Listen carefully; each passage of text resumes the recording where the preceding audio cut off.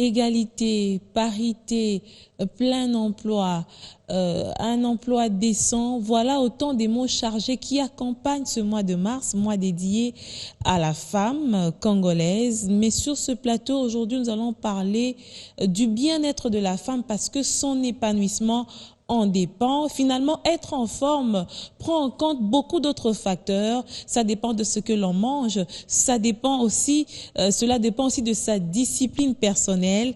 Pour en parler, nous recevons sur ce plateau Rosie Mekomu. Elle a mis en place la méthode Ikonga. Madame, bienvenue sur ce plateau. Merci de me recevoir. Vous êtes coach masseur. Je crois que vous avez vous-même cette belle taille pour preuve que vous suivez une discipline personnelle pour pouvoir vous maintenir, mais c'est aussi important pour les femmes de garder la ligne. Alors, au cours de cette émission, nous allons pouvoir développer cette méthode Ikonga, mais avant d'en arriver, d'où vous êtes venue l'idée de mettre en place cette méthode Ikonga? Alors, l'idée de mettre en place la méthode Ikonga m'est venue de ma propre expérience avec l'obésité, parce qu'en réalité, je suis obèse, enfin, j'étais obèse depuis l'âge de 15 ans. Je suis montée jusqu'à 122 kilos. Et aujourd'hui, je suis à, on va dire, entre 56 et 58 kilos. L'idée m'est venue tout simplement parce que en France, en fait, quand j'allais voir la diététicienne, en fait, elle me proposait des menus à base d'aliments, on va dire, européens, et j'avais un peu de mal à me retrouver dans mes assiettes. Donc je me suis dit, je vais prendre le temps d'étudier les plats traditionnels de chez moi. J'ai commencé avec le Cameroun, ensuite j'ai étendu à la Côte d'Ivoire, le Bénin et aujourd'hui Kinshasa. Donc je vais étudier les plats traditionnels d'Afrique pour voir si ils sont si mauvais que ça. On a tendance à diaboliser nos plats et donc j'ai pris la peine d'étudier et aujourd'hui je propose des menus à base de plats aussi bien européens que des plats traditionnels d'Afrique. Et donc voilà, c'est un peu la raison pour laquelle ça marche. Ça fait combien d'années que vous avez mis en place cette méthode? Alors officiellement, on existe depuis mai 2015. Mais moi, j'ai commencé mon combat en 2012. C'est quoi ce combat? Parce qu'en 2012, je faisais 122 kilos. On m'a détecté le diabète, on m'a détecté la graisse autour du cœur et un début de rhumatisme alors que je n'avais que 31 ans. Donc j'ai décidé, je n'avais pas trop le choix en même temps, hein, de me reprendre en main et voilà. Et en une année, vous avez pu perdre presque la moitié de votre poids? En 2 ans, j'ai perdu 60 kilos. Voilà, de 2012 à 2014, j'ai perdu 60 kilos. Et l'année dernière, pendant ma première tournée africaine, j'ai perdu 4 kilos. Donc au total, je suis à moins 64 depuis 2012. Est-ce que c'est un défaut d'avoir sa forme, de rester assez grasse? Non, ce n'est pas du tout un défaut. Comme je dis aux personnes, si vous êtes bien dans votre peau, si vous êtes en santé à ce moment, c'est super. Par contre, le problème, c'est que très souvent, l'obésité est la porte ouverte à certaines maladies comme l'hypertension, le diabète, même le cancer du sein peut être se développer. Exactement avec l'obésité. Donc, je dis toujours, il vaut mieux prévenir que guérir. Ne pas attendre des cas extrêmes, un peu comme ça a été le cas pour moi, d'arriver au diabète. Comment vous avez atteint 120 kilos? Alors, vous êtes né comme ça ou c'est venu par des mauvaises habitudes? Je dirais c'est venu par de mauvaises habitudes alimentaires. Je ne bougeais pas du tout. Je mangeais gras, trop sucré, trop salé et je dormais. C'est-à-dire je pouvais manger des chips et je vais pas citer des boissons. Je vais pas citer la marque et des boissons gazeuses. Et derrière je m'allongeais sur mon canapé devant la télé. Je ne bougeais pas. C'est vrai qu'avec l'urbanisation on bouge de moins en moins que quand on est par exemple dans des villages où on doit aller au champ cultiver. Exactement, on est tout le temps en mouvement. En ville, c'est un peu plus compliqué. Et aujourd'hui, cette méthode, vous l'avez déjà lancée, c'est vrai, peut-être par rapport à l'expérimentation que vous avez eue des autres pays d'Afrique. Est-ce que ça marche absolument? Ça marche très très bien. Là, on est pratiquement à 500, entre 500 et 1000 personnes qui ont fait le programme et qui ont partagé avec nous leur avant-après. Vous pouvez retrouver ça sur notre page Facebook, donc Ikonga Kilo Killer. Vous pouvez retrouver les avant-après des personnes qui ont suivi le programme et pour qui ça a super bien marché. En parlant du régime de manière, la question de régime de manière assez générale, Oui. quelqu'un peut aujourd'hui vous suivre, avoir des résultats et une autre vient avec les mêmes produits et n'atteint pas les résultats. C'est un peu ça la déception que la plupart des personnes qui sont obèses rencontrent. Qu'est-ce que Ikong a fait pour ne pas tomber dans ces erreurs-là? Alors, pour ne pas tomber dans ces erreurs, on propose bien évidemment des menus, on va dire, standards. Par contre, j'apporte un suivi qui, moi, m'a manqué quand j'étais dans ma période d'obésité et que je rencontrais les diététiciennes, les nutritionnistes. On apporte un accompagnement, on apporte un coaching aussi bien psychologique que physique quand j'arrive à rencontrer des personnes avec qui que je suis. On a une communauté aussi de femmes, donc on est entre 300 et 400 par mois, à se soutenir via notre groupe privé. Sur Facebook et demain sur notre site. Donc on se soutient moralement, on se soutient. Je suis là, j'accompagne les personnes, je les guide, je les conseille, je les écoute parce que le poids n'est pas que alimentaire en fait, c'est beaucoup psychologique. C'est ça que j'allais dire. Exactement. Finalement, à un certain moment, ça devient psychologique, ça devient une fatalité. On se détache plus de cela, ça devient comme un défaut. C'est ça. Et une faiblesse. Comment vous faites justement sur le plan moral? Moi, je vais être là pour les motiver, je vais être là pour leur faire reprendre confiance en elles. Parce que effectivement, quand on arrive à un certain point, on perd confiance en soi. Donc, je vais les aider à retrouver confiance en elles, croire que c'est possible, quel que soit le degré d'obésité ou le degré de surpoids. Ikonga est la solution. Donc, je vais vraiment les accompagner au quotidien. On va peut-être parler du process de notre programme. C'est vrai que quand une personne, du lundi au mardi, voit une différence de 1 kg sur sa balance, elle est très motivée, elle veut continuer. Mais c'est quand même en plusieurs étapes qu'on obtient les résultats. Voilà. J'ai vu qu'il fallait suivre 4 étapes, si je ne me trompe. C'est ça.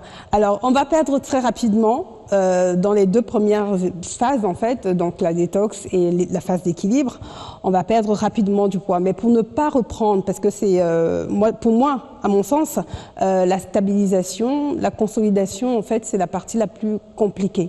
Perdre, c'est facile avec la consolidation, c'est celle qui vient après la perte, perdu le exactement. poids. Donc la consolidation, c'est celle qui vient après la perte de poids. C'est une phase cruciale qu'il faut vraiment suivre. Moi, j'invite les personnes à faire cette phase-là, même si elles ne sont pas dans mon programme. Si elles ont eu à perdre du poids, il faut consolider pour ne pas reprendre, pour éviter l'effet yo-yo. Et avant d'arriver à cette phase de consolidation, on passe par la phase où on perd le poids. Mais quand on est déjà à cette étape, parce que généralement pour les femmes, on nous dit qu'après presque 40 ans, ça vient de soi. On commence à prendre beaucoup de poids. Qu'est-ce que vous dites aux femmes pour qu'elles ne tombent pas dans le surpoids? Alors, de manière préventive, hein, je sais que vous êtes coach, vous n'allez pas livrer. Voilà, j'allais vous dire, comme j'ai dit tout à l'heure, en fait, il vaut mieux prévenir que guérir. C'est-à-dire que si on a pris de bonnes habitudes alimentaires avant la quarantaine, il n'y a pas de raison que l'explosion de poids soit très très forte après la quarantaine. Maintenant, quand on a atteint 40 ans ou qu'on se rapproche de la ménopause, il faut bouger plus, manger. Ce sont des principes qu'on connaît un peu tous, hein, mais voilà, je vais me répéter. Faire ces 3 repas, manger moins sucré, moins salé, bouger un maximum. Essayer de bien dormir, essayer de mieux gérer les situations de stress. Donc voilà, et nous, on accompagne justement les personnes dans la gestion de toutes ces étapes en fait, de toutes ces phases. Mais il paraît aussi que ça déforme, par exemple, les visages, vous n'avez pas la même forme. Par moments, ça rend un peu complexé certaines personnes. Est-ce que c'est vrai? Si en maigrissant, on n'a pas la même forme, oui. Ou si en grossissant, on n'a pas la même forme. En maigrissant? En maigrissant. Alors, Vous-même, quelle a été votre expérience? Alors, moi particulièrement, j'ai dû faire un relooking. J'ai dû faire un relooking parce qu'effectivement, quand on maigrit, la morphologie change. Donc, on a ce volet-là. Le programme, en fait, il y a 3 principaux axes. On a l'axe alimentaire, l'axe sportif, et on a le volet relooking qui va venir, on va dire, clôturer le tout.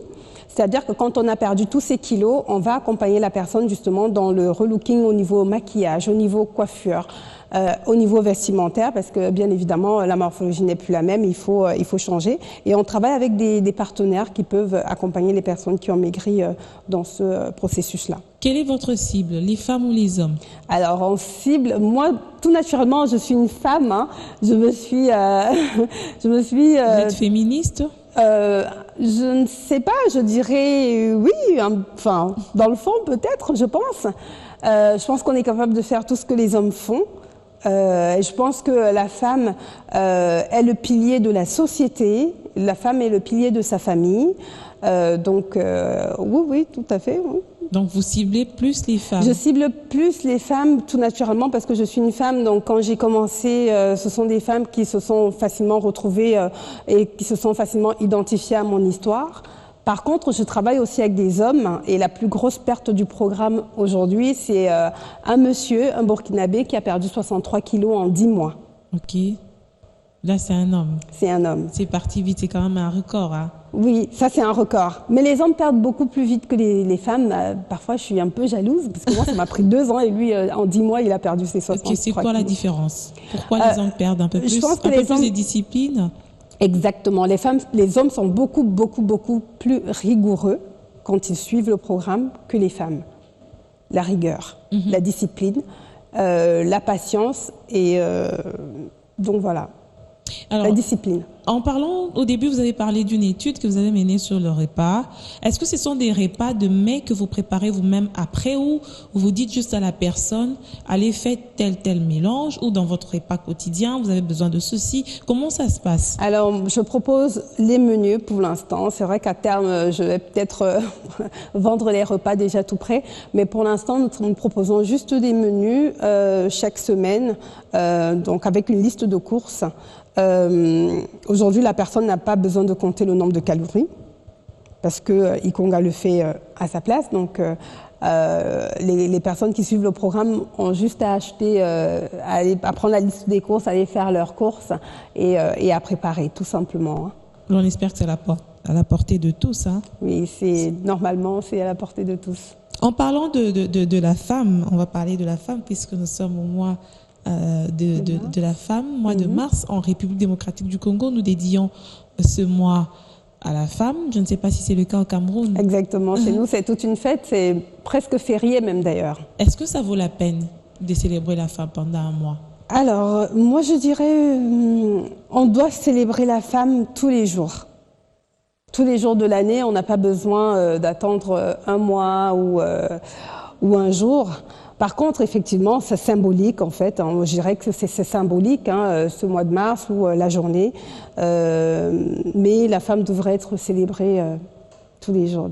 Quel est votre regard sur l'égalité et la parité? Surtout dans ce que vous faites, hein, quand vous comparez l'homme à la femme. Quel est votre regard sur cette parité? Alors moi, je dirais que la femme est capable de faire tout ce que l'homme fait. Par contre, j'ai une dualité en fait, parce que je me dis, aujourd'hui je suis chef d'entreprise, mais quand j'arrive chez moi, je laisse la casquette de chef d'entreprise à la porte.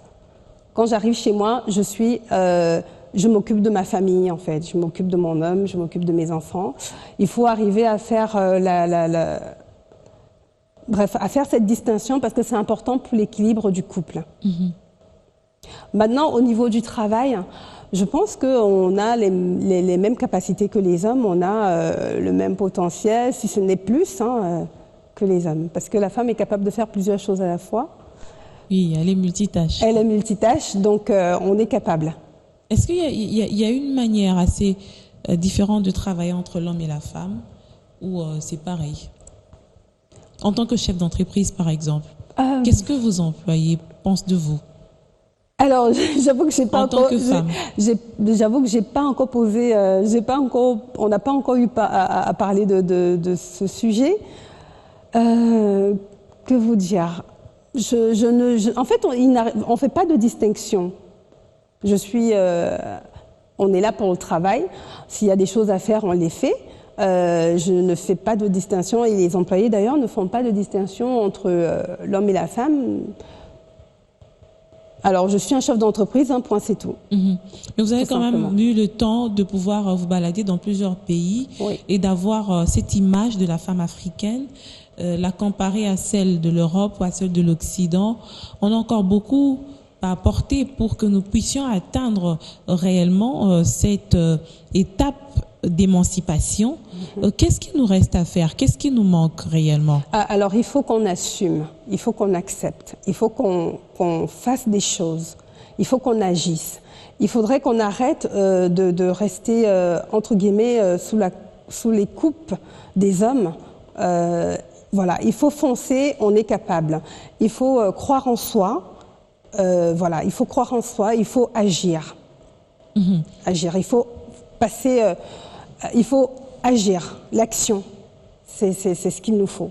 C'est ce qu'il nous faut, c'est ce qui nous manque. Et quelle est la place de l'éducation dans la vie d'une femme? Très, très, très important. Là, d'ailleurs, j'en parlais à mon retour de Cotonou, et je me disais, je suis en train de parcourir l'Afrique pour combattre l'obésité, mais je me rends compte qu'on a un gros problème chez la femme, c'est l'analphabétisation en fait.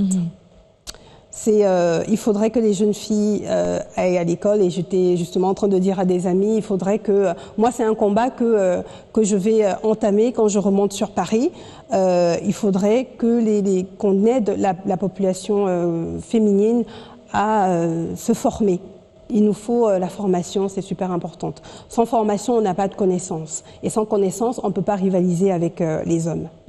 L'entrepreneuriat féminin aujourd'hui est très encouragé parce que finalement, la femme évolue plus dans l'informel au niveau de notre continent et surtout ici en RDC. Est-ce que vous pensez que l'apport de la femme est indispensable pour le développement de son pays? Exactement.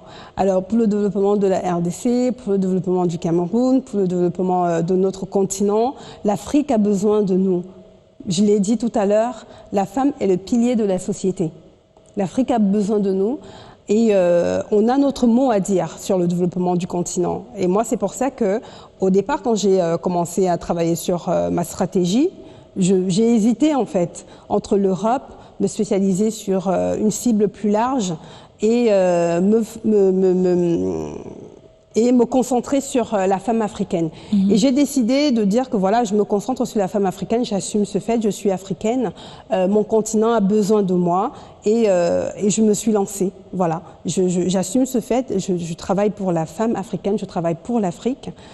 Vous ne regrettez pas? Je ne regrette aucun regret. D'avoir moins des cas d'obésité, parce que en Afrique aussi, il y a ce problème des malnutris, des enfants qui ne sont pas bien nourris, et des gens ou des personnes qui ne sont pas bien nourries.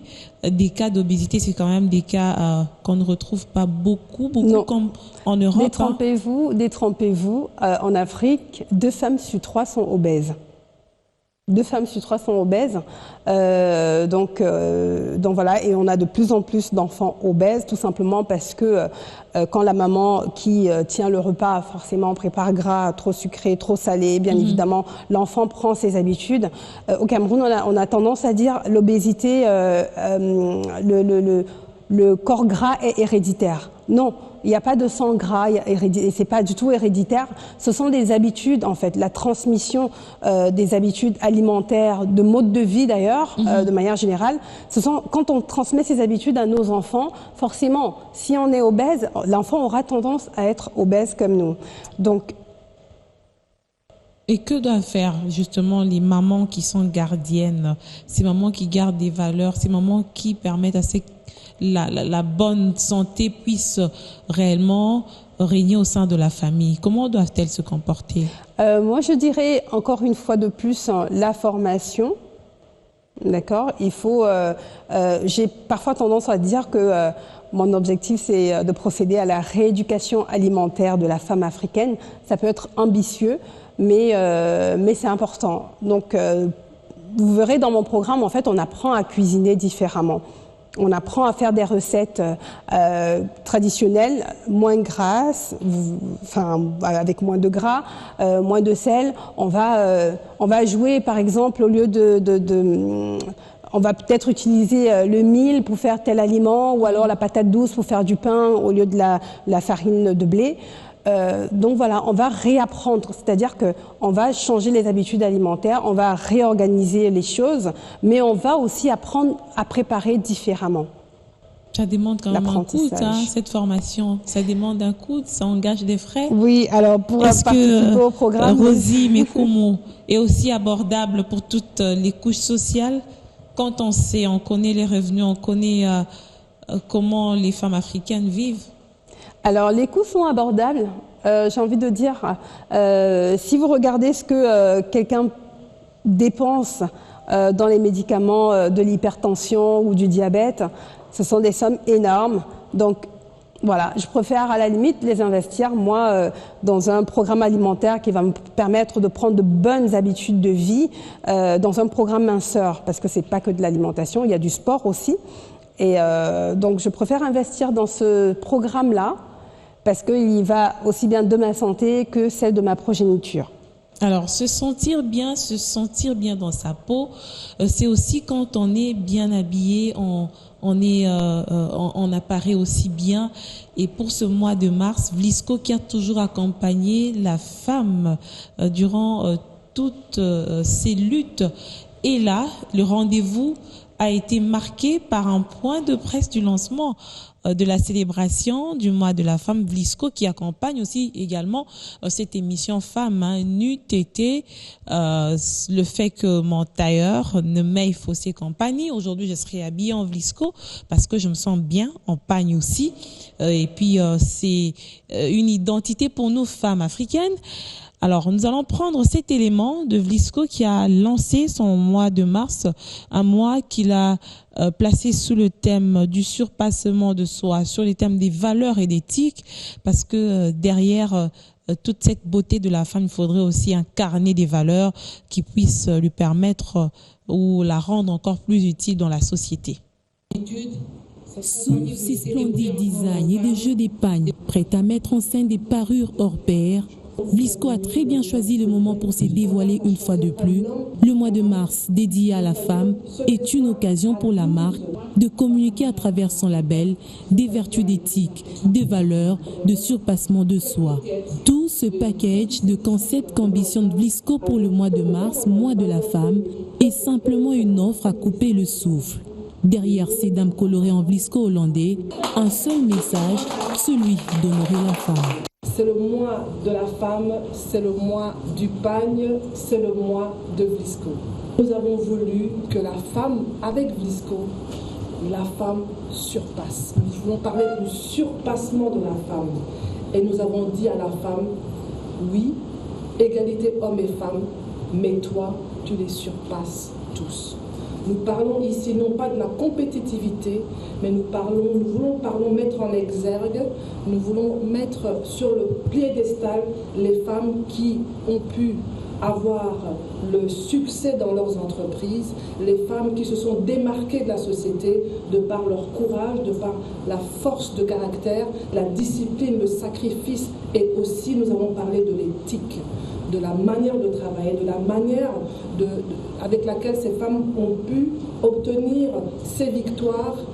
Des femmes qui incarnent cette vision de Vlisco, il fallait bien en trouver dans la gente féminine congolaise. Et cette sélection des quelques femmes leaders qui vont accompagner Vlisco lors de sa campagne du mois de mars est une belle illustration. Comme la tradition l'exige, un motif spécial a été mis sur le marché, baptisé « Dialogue à l'unanimité avec les femmes vendeuses du marché ». C'est un dessin qui sera distribué sur toute l'étendue de la République démocratique du Congo. Il est porté sur 12 variantes différentes. Donc, c'est-à-dire, ce dessin a 12 couleurs différentes ou combinaisons de couleurs différentes.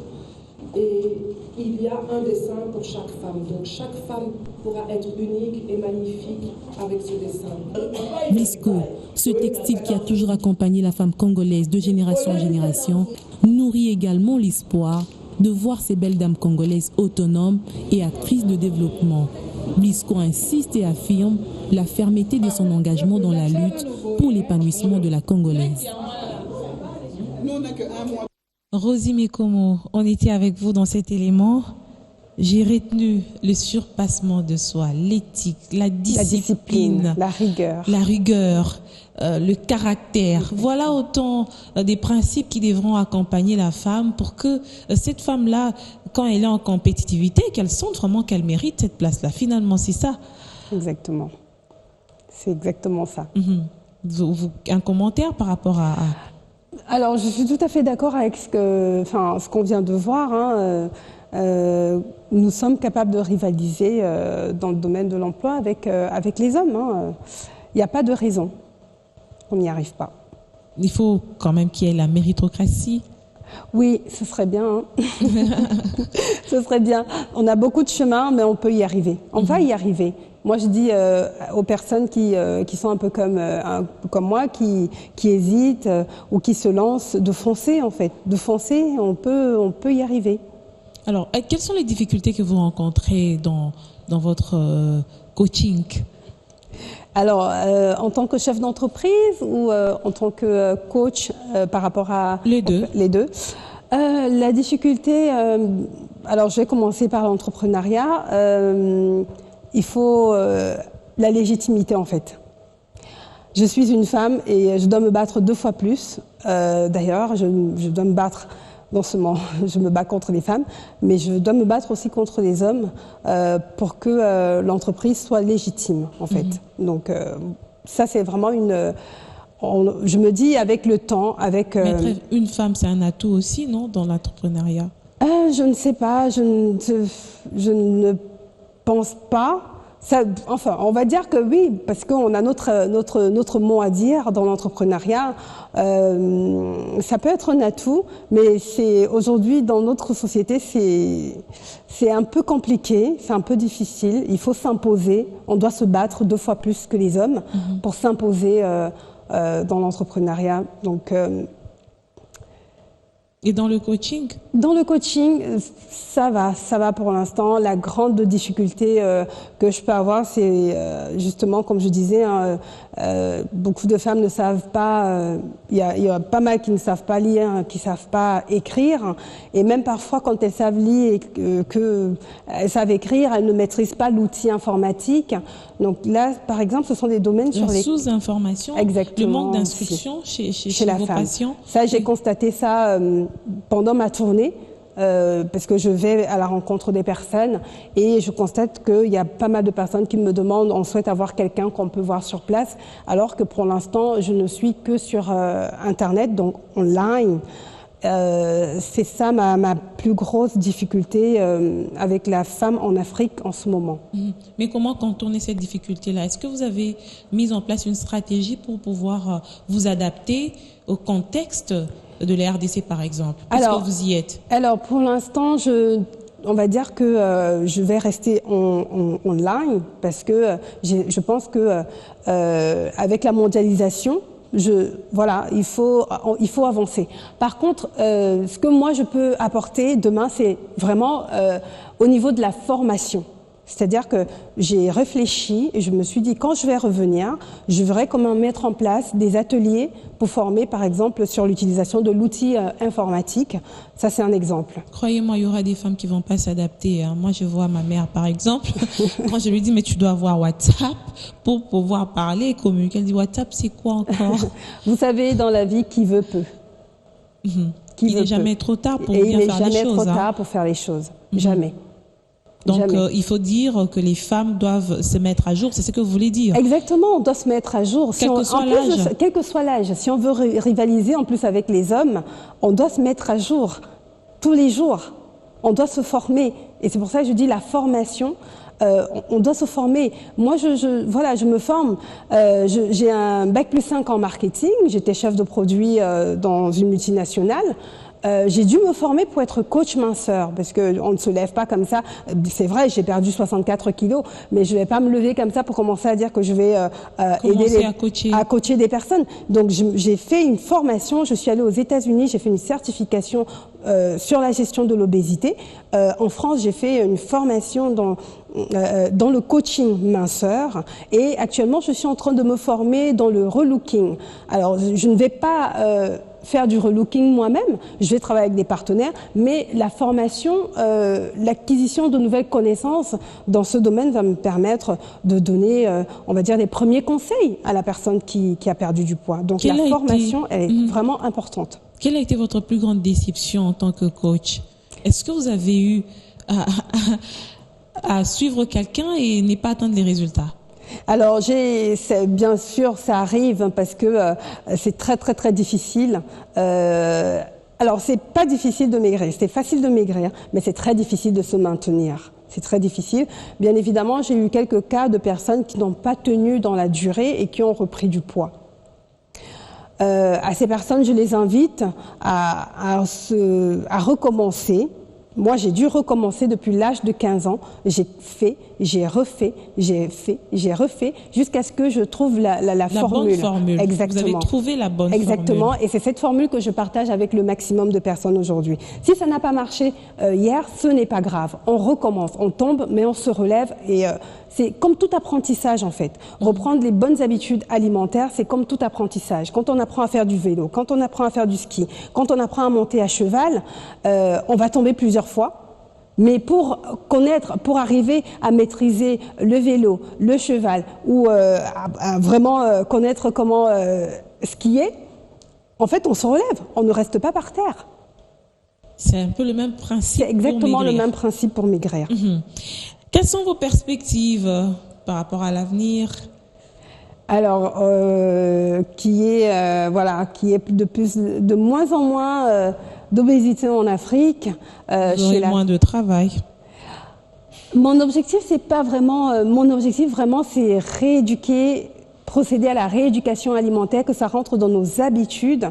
Voilà, quoi. Enfin, ce n'est pas vraiment une question d'argent ou. Quand on parle de travail, c'est vraiment c'est quelque chose qui me tient à cœur parce que j'en ai souffert à pleurer. Mais vous ne le faites pas de manière bénévole aussi? Non, je ne le fais pas, mais je l'ai fait longtemps de manière bénévole. J'ai dû arrêter parce que malheureusement j'ai des factures et à un moment donné je n'arrivais plus à gérer mon travail de chef de produit et le coaching, donc j'ai dû faire un choix. Aujourd'hui, il faut que je paye mes factures. Aujourd'hui, j'ai des partenaires avec qui je travaille, il faut les payer. Donc c'est ce à quoi va nous aider, enfin les abonnements, les petits frais, les abonnements que les personnes payent. Tout se passe en ligne finalement pour vous avoir. Tout se passe en ligne. Comment ils vont suivre auront certainement l'intention de vous contacter. Alors, les cas de surpoids, vous l'avez dit, on a de plus en plus en Afrique et en RDC. Hein. Alors pour nous contacter, c'est très simple. On a notre page Facebook Ikonga _KiloKiller. On a le site internet www.ikonga.com. Et on a une application Ikonga téléchargeable sur Apple Store et sur Google Play. Madame Rosie Mikomo, on a fini cette émission. En 1 minute, je vais vous demander de vous résumer. Alors, que dire? J'ai envie de dire la méthode Ikonga, c'est la solution, on va dire, à nos problèmes de surpoids et d'obésité. Quel que soit votre degré d'obésité ou de surpoids, vous avez la solution. La solution, c'est dans la gestion de l'alimentation, dans la pratique du sport, la gestion des situations de stress. Voilà. Donc, et on est là pour accompagner les personnes dans ce processus-là, aussi bien alimentaire, sportif que relooking. Relooking, vous l'avez dit, un mot à toutes les femmes qui nous suivent pendant ce mois de mars. J'ai envie de dire sentez-vous belle, sentez-vous belle et lancez-vous pour les personnes qui ont des idées. N'hésitez pas, lancez-vous, lancez-vous, lancez-vous. L'Afrique a besoin de vous. L'Afrique a besoin de vous, chères femmes. Lèvons-nous, j'allais dire, agissons ensemble pour le développement, l'épanouissement de la femme, mais tout cela passe par son bien-être. Le bien-être, c'est aussi cette bonne forme, cette bonne santé qui passe par le physique. On a eu un coach ce soir au cours de cette émission qui nous a donné quelques astuces, mais elle a été quand même très discrète par rapport aux grands secrets, d'où il faudra peut-être la voir ou la contacter. Merci d'avoir été de nôtres. Je vous retrouve très bientôt pour un nouveau magazine sur BioIn Télévision.